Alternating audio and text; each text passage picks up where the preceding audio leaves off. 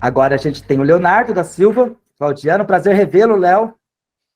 O Leonardo também é pesquisador, né, do Núcleo de Estudos de História Social da cidade, né, doutorando e mestre em História Social pela PUC, graduado em História pela PUC também, pesquisador do Núcleo de Estudos de História Social da cidade, membro do Grupo de Estudos de Literatura e Ditaduras da PUC e também do Grupo de Estudos em História e Literatura da PUC Católica, de Minas Gerais. Ele vai falar um tema que é especialista, né, na literatura, que é Memórias de um Sargento de Milícias, História, Literatura e a Sociedade no Brasil do século XIX. Um prazer recebê-lo e revê-lo. Prazer, Edmilson. Obrigado, gente do Instituto Bexiga, Daniel, Heriberto. Obrigado também à professora Ivone. A Márcia falou que tem 20 anos que está com a professora Ivone, ano que vem a gente completa 10, professora. Em 2013 a gente se conheceu no segundo ano da graduação, e desde então a gente está junto. Então é isso, gente. Eu vou falar um pouco sobre Memórias de um Sargento de Milícia, falar um pouco sobre literatura, né? Pensar essa produção literária do século XIX a partir da memória de sargento de milícias, mas também pensar como a literatura ela pode ser um instrumento para a gente acessar várias camadas desse passado, desse Brasil que estava se formando, né? Não só do Brasil, mas também dos brasileiros. E também trazer, não só pelo conteúdo da obra em si, mas também pela forma, como que a forma ela vai dialogar com essa realidade e ela vai criar um efeito de real que tanto vai se sustentar como um documento para a gente analisar essa sociedade do século XIX, como ela também se sustenta como um documento literário, como um texto literário em si para diversas outras análises pela crítica e pela teoria literária.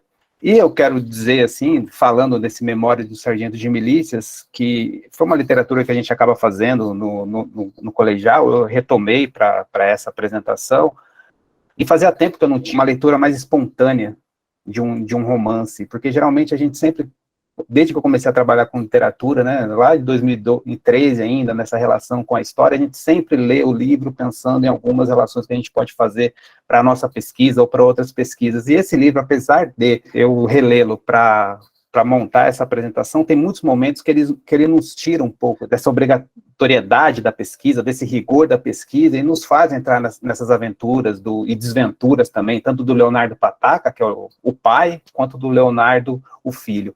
E essas primeiras impressões que a gente traz, elas sempre são importantes também para a gente pensar como que a gente vai acessar essa literatura e como que a gente vai utilizá-la para construir a nossa apresentação, para construir a nossa pesquisa. Para quem não conhece, Memórias do Sargento de Milícias, ela foi escrita pelo Manuel Antônio de Almeida, foi publicada em folhetim, no Diário Mercantil, entre 1852 e 1853. O plot é bem simples, como é uma literatura de folhetim, tem vários acontecimentos, e cada acontecimento, às vezes, tem um encadeamento lógico, porque é necessário que se tenha um gancho nos finais do capítulo para manter o interesse do leitor, é necessário também algumas retomadas, né, de elementos anteriores da narrativa, para dar uma sensação de continuidade. E por ser essa literatura de folhetim, trazer diversas aventuras desses dois personagens, tanto do Leonardo pai, num primeiro momento, né, que é o Leonardo Pataca, que é um oficial do Ministério da Justiça, e depois, num segundo momento, vai focar mais na figura do filho, ele vai trazer diversos outros elementos que vão mapear um pouco essa sociedade do Brasil no século XIX, e que nos permite entender a dinâmica social desses grupos que vão ser representados pelo Manuel Antônio de Almeida. Eu vou me basear nessa apresentação muito no que o Antônio Cândido escreve num ensaio sobre a dialética da malandragem, né, onde ele vai trazer uma série de considerações a respeito de Memórias do Sargento de Milícias, começando pela ideia de que ele era ou não um romance picaresco. O Antônio Cândido ele vai mapear toda a crítica literária de então, produzida em torno da Memória do Sargento de Milícia, ele vai começar com essa ideia do romance picaresco, que é o que o Mário de Andrade acaba trazendo um pouco na década de 40, que é quando o romance mesmo começa a ter edições mais sucessivas, porque até a década de 40 do século XX, o romance teve poucas edições. Ele saiu, ele teve até um reconhecimento momentâneo por sair em folhetim, mas as edições posteriores, a primeira é feita pelo próprio Manuel Antônio de Almeida 2 anos depois, e tem uma circulação muito baixa. Depois que ele morre muito precoce, ele morre com 30 anos, afogado, num naufrágio de navio, e aí sai uma edição também, não comemorativa, mas sai uma edição em homenagem, né, ao Manuel Antônio de Almeida, mas depois disso vão saindo bem poucas, e é a partir desse artigo do Mário de Andrade, na década de 40, que o romance começa a ser mais revisitado. E o Antônio Cândido, ao construir toda a sua argumentação, ele vai mostrar como que a literatura, ela tanto pode se localizar nesse real, ele pode tanto ser visto como um romance de costumes daquele período, mas um romance de costumes não quando ele se faz como descritivo, mas quando ele utiliza a descrição como elemento narrativo para a aventura dos personagens. Então toda a argumentação do Cândido vai mais ou menos nessa linha, ele vai dialogar com algum dos críticos, alguma das críticas que tiveram mais ressonância sobre o livro do Memória de um Sargento de Milícias, e aí a gente começa com a crítica do Mário de Andrade, como quando disse se era um romance picaresco ou não. O Antônio Cândido, ele vai discordar um pouco, né? Ele vai dizer também que não era bem isso que o Mário de Andrade queria dizer, e alguns outros críticos que vieram a reboque do Mário acabaram aprofundando coisas que o próprio Mário falou ao passant, vamos assim dizer, mas o Antônio Cândido não vai considerar que ele é um romance picaresco, que ele vai fazer as diferenças e aproximações, né? Então, o romance picaresco, que é um romance bem conhecido, assim, da literatura espanhola, que tem um personagem um tanto quanto marginal, ele fica à margem dessa sociedade, mas ele sempre quer ascender socialmente, ele vai ascender pelas próprias contradições que essa sociedade vai impondo na sua trajetória. Esse narrador do romance picaresco é um narrador em primeira pessoa, então é um narrador que já nos conquista por ter uma relação mais íntima com o leitor, né? E ao fazer isso, desse narrador de primeira pessoa, a gente vai tendo a visão dele, das suas aventuras, que é uma história que parte dele e só existe a partir dele. O narrador do Memórias de um Sargento de Milícias é um narrador em terceira pessoa, que apesar de falar do Leonardo Pataca, né, do Leonardo pai e do Leonardo filho, ele vai trazer uma série de outros personagens, e o que é mais importante, apesar dos dois personagens ter relevância na trama, são as ações que vão se desencadeando. Então aí tem uma diferença já que o Antônio Cândido aponta na forma. O Antônio Cândido sempre vai apontar nessa questão da forma, e depois vai fazer muito sentido quando ele fecha esse artigo, para a gente pensar as possibilidades da literatura para a gente entender o século XIX. E o Pícaro também, ele tem toda uma sagacidade que o vai levar a galgar degraus maiores na sociedade, coisa que os personagens do Memória dos Sargentos Milícias não têm.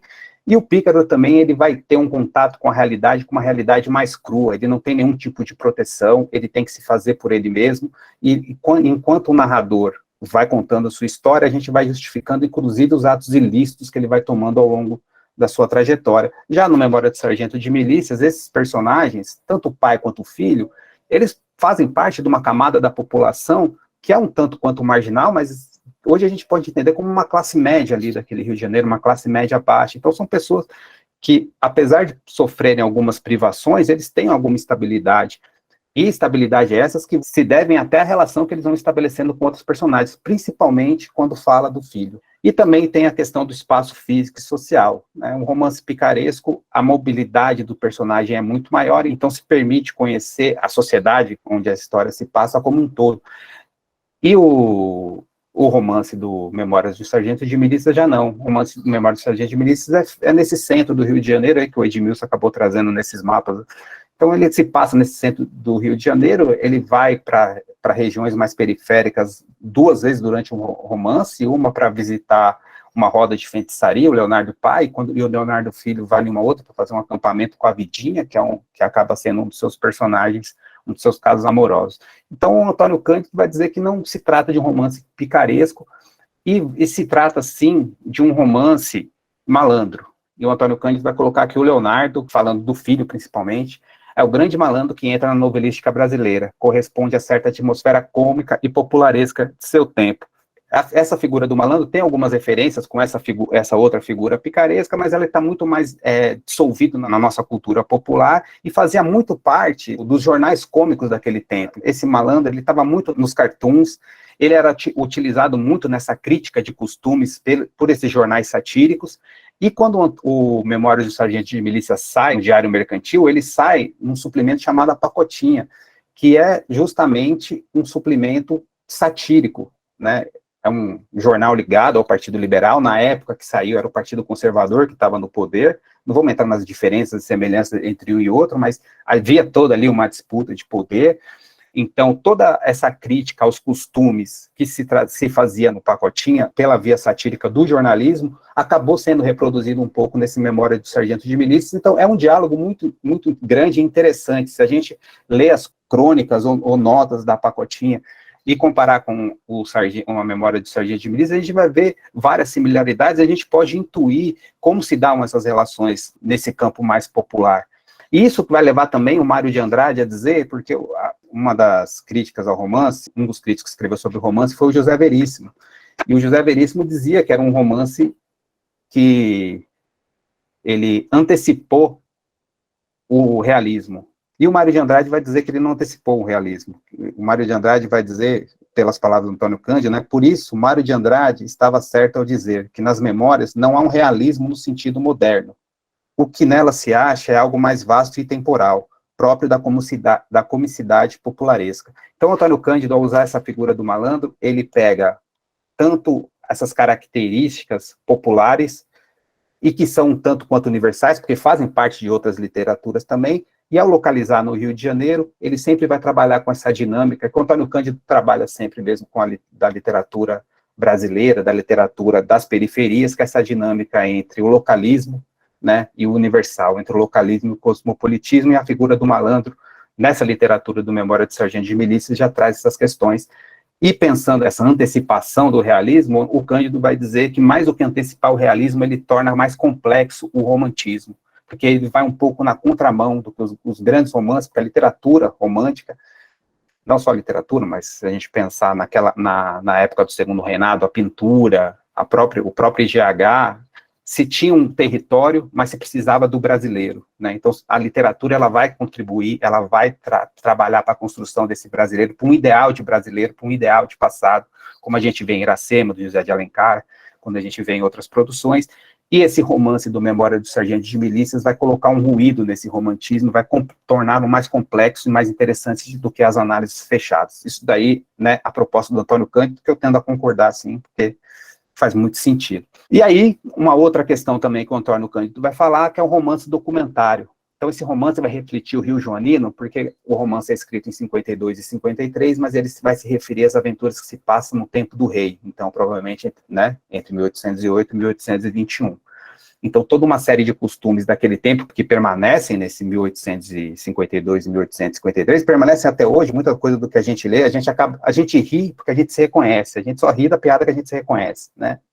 E pensando nessa questão do romance documentário, Cândido vai dialogar com uma outra crítica que o romance recebeu, e crítica eu sempre falo no sentido não, né, que desconstrói o romance, mas a crítica literária mesmo, quando vai falar, que é do Astrogildo Pereira, quando ele vai comparar, a gente vai falar de Debré daqui a pouco, mas quando ele vai comparar as cenas que o Manuel Antônio de Almeida constrói com os quadros de Debré, né? Então, a descrição dessas cenas são as pinturas de Debré daquele Rio de Janeiro. Então, eu vou citar aqui o Astrogildo Pereira, que vai fazer a crítica, né? Como romance de costumes fluminenses da época, o Sargento de Milícias fornece-nos uma série de documentos de primeira ordem, e nada inferiores às famosas aquarelas de Debré. Os tipos, os quadros, as cenas, as manchas, as pequenas anotações vão marcando as páginas da narrativa, que se desdobra com toda naturalidade, às vezes não isenta de certa dose de malícia. O desenho é geralmente firme e exato, o colorido é sempre delicioso. O Cândido vai discordar um pouco dessa perspectiva, porque ele vai dizer que um romance documentário que não trate, como Memória de Sargento de Milícias não trata, da vinda da coroa, que mudou toda a dinâmica social do Rio de Janeiro daquele período. O romance não chega a abordar isso, apesar de ter alguns personagens que trabalham na coroa, como Toma Largura, né, mais para o final do romance, então ele não vai abordar essa dinâmica que foi alterada, toda a dinâmica da corte no Rio de Janeiro. Ele também não vai abordar a questão da escravidão, ele não vai abordar, então, boa parte da questão do trabalho daquele Rio de Janeiro.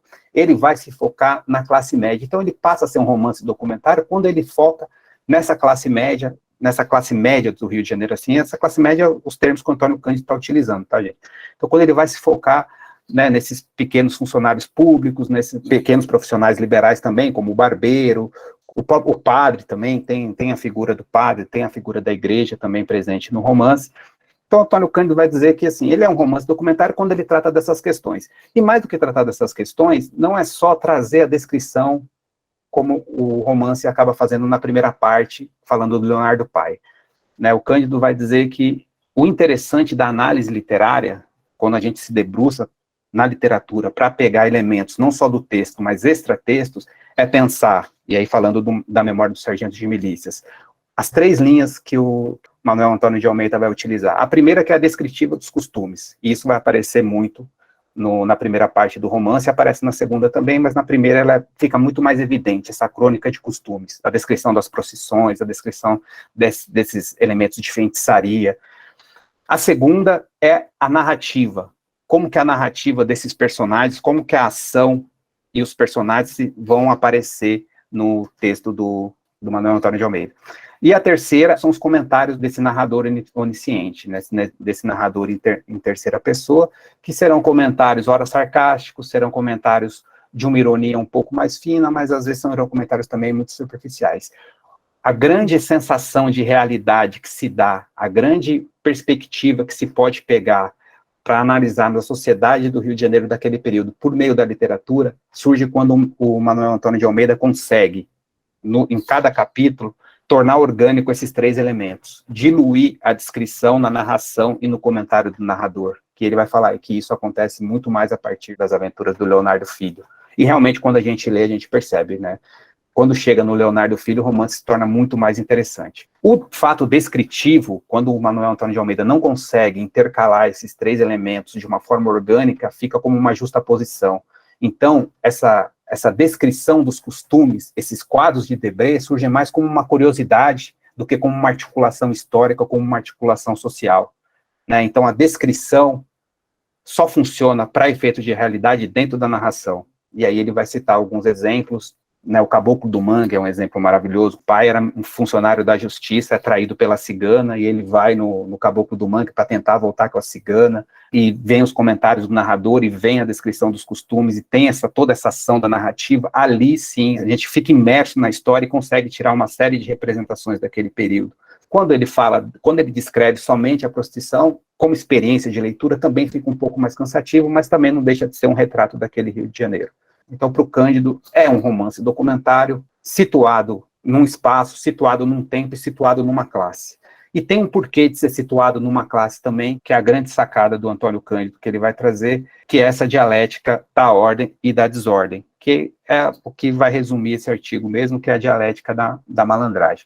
E essa dialética da ordem e da desordem. O que seria essa dialética da ordem e da desordem? A gente tem que lembrar, e o Cândido também vai falar isso muito bem nesse artigo, que era um país em construção, como a gente viu nas apresentações anteriores, era um país que queria estabelecer uma ordem.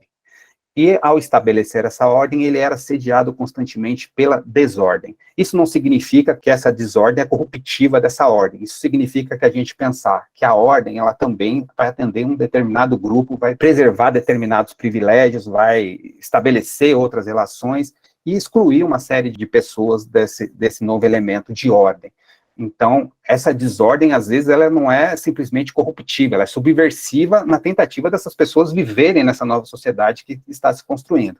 Então, dentro dessa dialética da ordem e da desordem, que é externa, o Manuel Antônio de Almeida, nas palavras do Antônio Cândido, ele consegue transformar isso na estrutura do romance. E, ao transformar isso na estrutura do romance, ele valida tanto o seu texto literário quanto o seu texto extraliterário. Né, a gente pode chegar nessa sociedade do Rio de Janeiro, nessas dinâmicas específicas, a partir dos personagens do romance. E seria mais ou menos isso. O Leonardo pai e o Leonardo filho, eles ficam num meio termo, vamos assim dizer. Acima deles, no campo da ordem, no universo da ordem, que o Antônio Cândido chama, tem o padrinho do Leonardo filho, tem a madrinha, né, tem o compadre, a comadre do Leonardo filho. Um pouco mais acima tem a Maria, que faz parte da elite, que ela tem uma série de escravos, então ela tem uma condição financeira boa, e acima ainda tem o Vidigal, que é até baseado num personagem real, que foi o chefe de polícia no tempo do rei. E o Vidigal seria a representação máxima dessa ordem. Abaixo do Leonardo pai e do Leonardo filho, a gente encontra a cigana, a gente encontra o José Manuel, que também vai atrapalhar um outro caso de amor do Leonardo filho. Ele colocou Leonardo só para dificultar a nossa fala, né?